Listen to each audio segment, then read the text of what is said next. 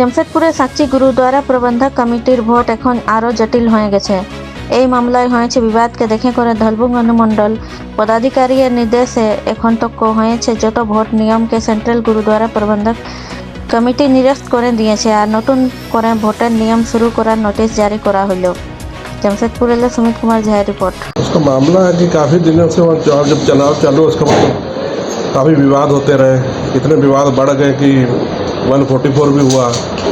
उसके बाद एक दिन वहाँ काफ़ी झगड़ा हुआ तो एक पक्ष के हरविंदर सिंह मंटू जी ने हम लोग को फ़ोन किया कि वहाँ झगड़ा हो रहा, हमारी बात नहीं सुनी जाती। फिर हमारे सेंट्रल कमेटी के अमरजीत सिंह जी और हमारे सीनियर मीत प्रधान चंचल सिंह जी वहाँ गए तो समझौता करवाया लोग का।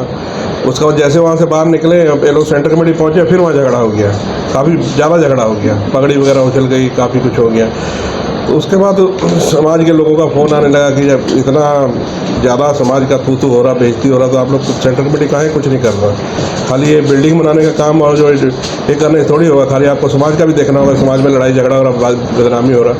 तो उसका नेक्स्ट दिन हम लोगों ने पूरे अपने कोल्हान के सभी गुरुद्वारों की मीटिंग बुलाई, सबके जनरल सेक्रेटरी और प्रधान सब मौजूद हुए। तो निशान सिंह जी और उनके जनरल सेक्रेटरी भी मौजूद हुए और उसमें मतलब एक शौर में सबने बोला कि वहाँ काफ़ी दिन से विवाद चल रहा है, सेंट्रल कमेटी इलेक्शन अपना अंडर में लेके इलेक्शन करवाए। लेकिन निशान सिंह जी का कहना था हमने कन्वीनर चुन लिया है तो इसलिए हमको भी मेरे 2 आदमियों को भी रख लिया जाए बीच में और 2 आदमी फिर समझौता ही लास्ट में हुआ कि 2 आदमी सेंट्रल कमेटी के और 2 उनके रहेंगे, चारों अपना मिलजुल के एक सहमति से इलेक्शन करवाएंगे। तो सबका सहमति हुआ, फिर उसमें फाइनल हो गया। निशान सिंह जी ने कहा कि जो 2 आदमी है उनका नाम भी अभी दे दिया जाए। हम लोग उसी मीटिंग में 2 आदमी का नाम भी दे दिया गया और उन्होंने साइन भी किया, मान भी लिया गया। उसके बाद फिर जब हमारे 2 आदमी साक्षी में जाते थे तो उनको उनकी बात नहीं सुनी जाती है। अमर सिंह भवरा जी हैं जाते थे, इनकी बात नहीं सुनी जाती थी। तो फिर हमको आके बोलते थे, हम बात करते थे, बोलते ठीक है वोटर लिस्ट बनाने दीजिए, जिस दिन वोटर लिस्ट बन जाएगा उस दिन आपको बता देंगे, फिर आप लोग मिल के लोग 4 आदमी इलेक्शन करा देगा। ऐसे चलते रहा, वाद विवाद चलते रहा। उस बीच में हम लोग मंटू को जब यहाँ मीटिंग हुआ, मंटू को मना कर दिया गया कि आप साक्षी गुरुद्वारा नहीं जाइएगा, जो भी बात है यहाँ बात कीजिए, वहाँ झगड़ा हो जाता है। तो 15-20 दिन ये भी हुआ नहीं कि हम लोग की बात इन्होंने सुनी। तो इसी बीच में फिर एक दिन अनाउंस हो गया, न्यूज़ पढ़ रहे हैं कि इलेक्शन का डेट घोषित हो गया। तो जब 5-4 मेंबरी बनाई गई है, सबका फैसला नहीं हुआ, कोई वोटर लिस्ट नहीं बनी है, तो ऐसा हो गया तो गलत है। तो फिर मेरे पास आए हरविंदर सिंह मंटू ग्रुप, तो इनको फिर हम निशान सिंह जी बात किए और फिर लिखित भी भेजे उनको कि आप जो ये डेट घोषित किए ऐसा आप जायज़ नहीं है, जब तक वोटर लिस्ट नहीं बन जाता डेट घोषित नहीं कर सकते। और 51,000 रुपये जो आपने रख दिया है कि जो गरीब आदमी वो इलेक्शन नहीं लड़ पाएगा, इसको कम किया जाए। हमने लिखित लेटर भेजा तो उन्होंने लेटर रख दिया, बोले ठीक हम बताएंगे। तो उसके बाद हमारे जनरल सेक्रेटरी अमरजीत सिंह जी और अमरजीत सिंह जी भमरा दोनों फिर निशान सिंह के पास गए 2:30 बजे। काफ़ी 1.5-2 घंटा तक मीटिंग हुआ, इसी विषय में बातचीत चलती रही। लास्ट में कोई नतीजा नहीं निकला। बोला भाई हम लोग संपन्न अपने करवा लेंगे और जब दरकार होगा आप लोग को बताएंगे। जब यहाँ सभी गुरुद्वारा की मीटिंग होती है और सेंट्रल कमेटी का अधिकार है कि जब कहीं कोई गुरुद्वारा में इलेक्शन में प्रॉब्लम आ जाती है, झगड़ा हो जाता है, तो सेंट्रल कमेटी का प्रावधान है, हम लोग का संविधान में लिखा गया है कि सेंट्रल कमेटी वहाँ इलेक्शन करवाती है।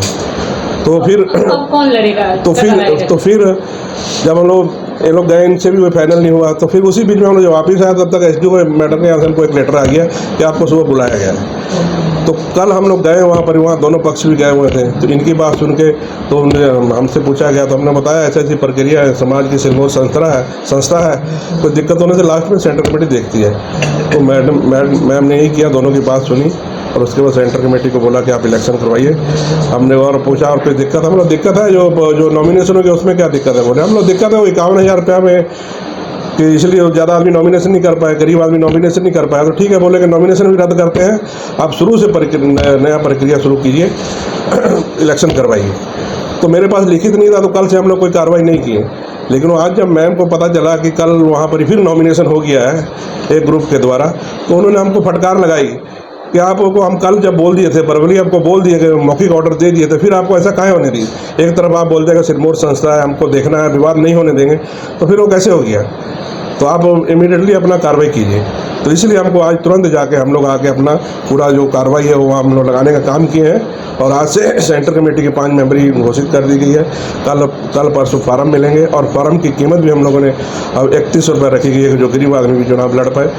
तो उसके बाद जब कैंडिडेट आ जाएंगे, स्क्रूटनी वगैरह हो जाएगी, नाम वापसी हो जाएगी, उसके बाद वोटर लिस्ट दी जाएगी, फिर वोटर लिस्ट फाइनल हो जाएगा, उसके बाद चोन का डेट क्लियर किया जाएगा। अभी जो नॉमिनेशन हुआ क्या वो रद्द माना जाएगा? जो भी नॉमिनेशन हुआ ना, और रद्द है। जो हमको जो ऑर्डर मिला गया उस हिसाब से पीछे लिखित आदेश आ गया। हाँ जी, लिखित ऑर्डर आ गया कि चुनाव कब तक है? चुनाव देखिए, हम लोग को चुनाव जब वोटर लिस्ट फाइनल होती है ना तब होता है। कैंडिडेट जो बचेंगे जितना जल्दी वोटर लिस्ट फाइनल कर देंगे, सहमति बना लेंगे, उतना जल्दी इलेक्शन हो जाएगा। काफी पुराने पत्रकार हैं, सीजीपीसी का क्या अधिकार है मोटा मोटी सब पत्रकारों को पता है और पूरी जमशेदपुर की संगत को पता है। तो अगर इसकी कोई अवहेलना करता है तो वो आप लोग उससे पूछ सकते हैं, हम लोग क्या बताएं। हम लोग का जो फर्ज है सेंटर कमेटी का मान सम्मान बचाना, जो इसका अधिकार है उसको हम लोग कायम रखने के लिए हम लोग को जो बन पड़ेगा, जितनी कर सकेंगे उतनी करने की कोशिश करेंगे।